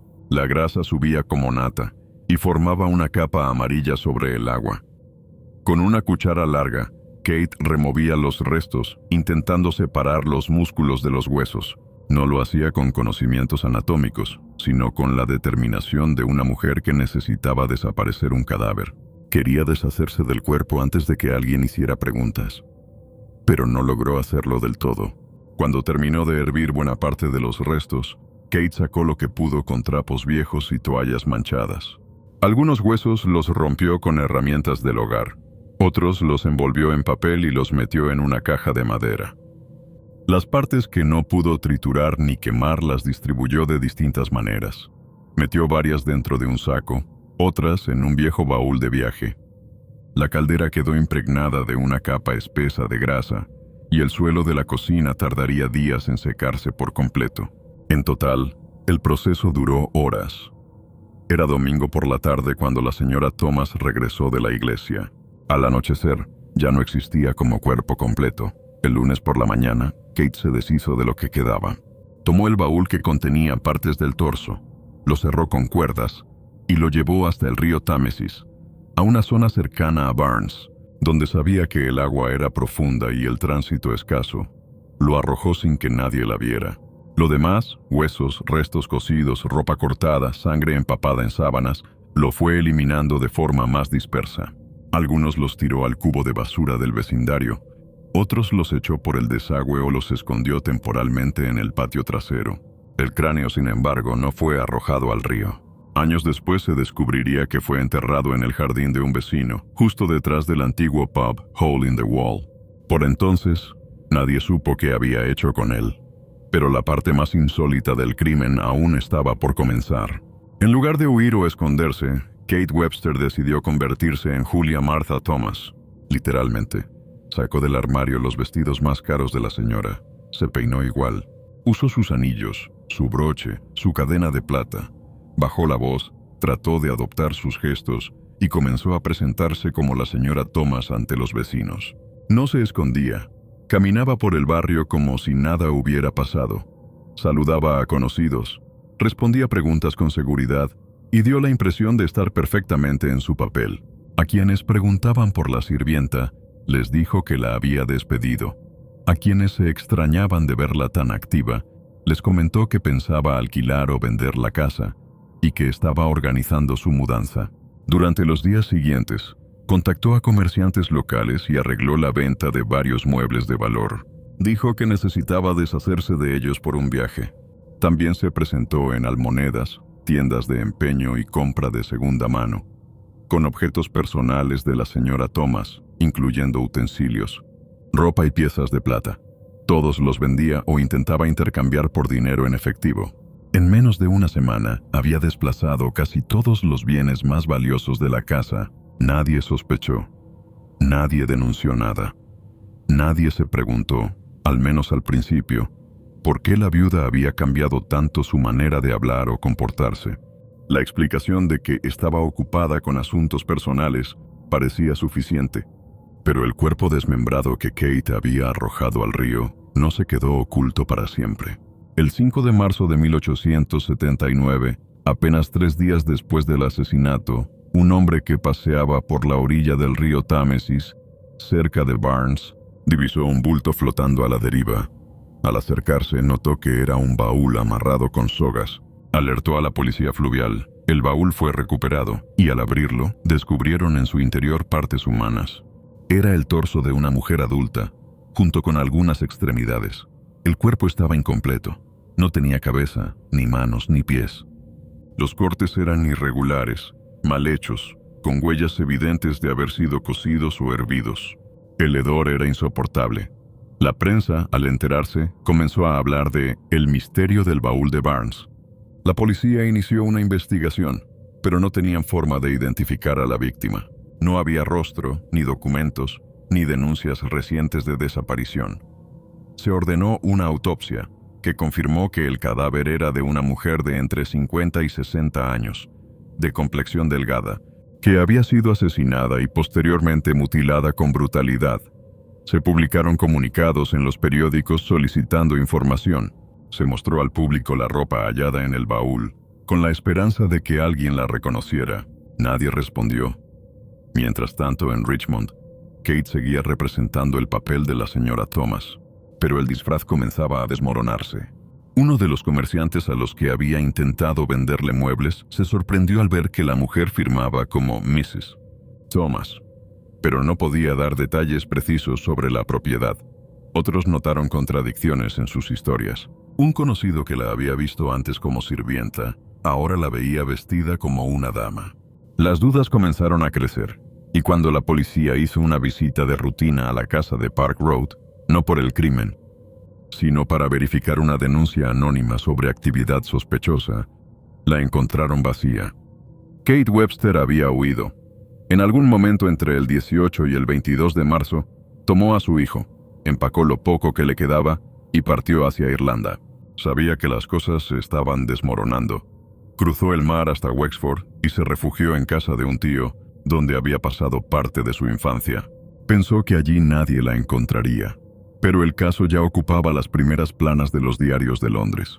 El descubrimiento del cuerpo, las sospechas sobre la desaparición de Julia Thomas y el relato cada vez más incoherente de la mujer que se hacía pasar por ella habían convertido el caso en un escándalo público.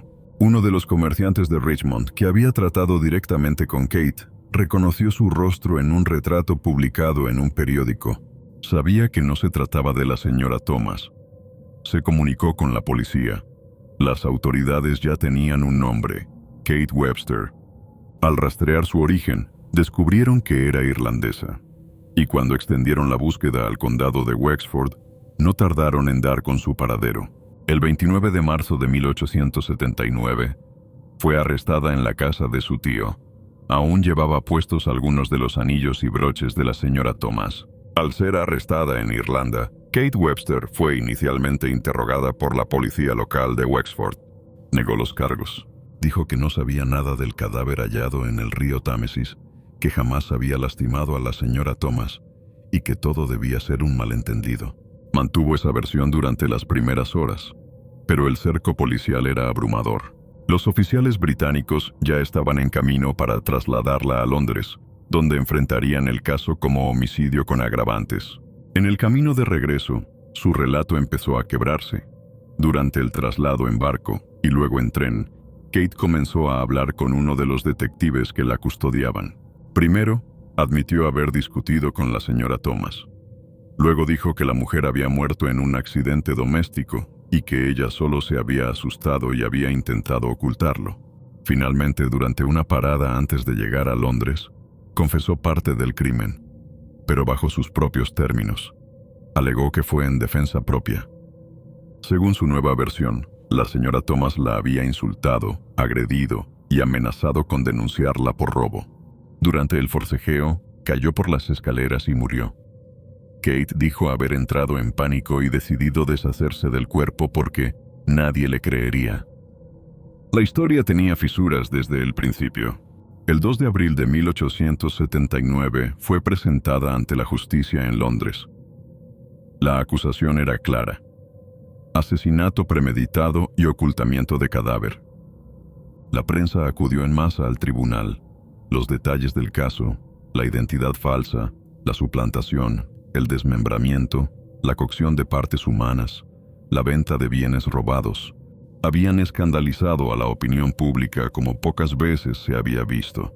Los periódicos hablaban ya de la asesina del ácido, la falsa señora Thomas, o directamente la mujer del baúl sangriento. La investigación judicial demostró que el crimen había sido planificado. Testigos declararon que Kate había mostrado interés por el dinero y los objetos de valor de la señora Thomas desde días antes del crimen. Un comerciante confirmó que ella le había preguntado cómo podía vender rápidamente una casa que no le pertenecía.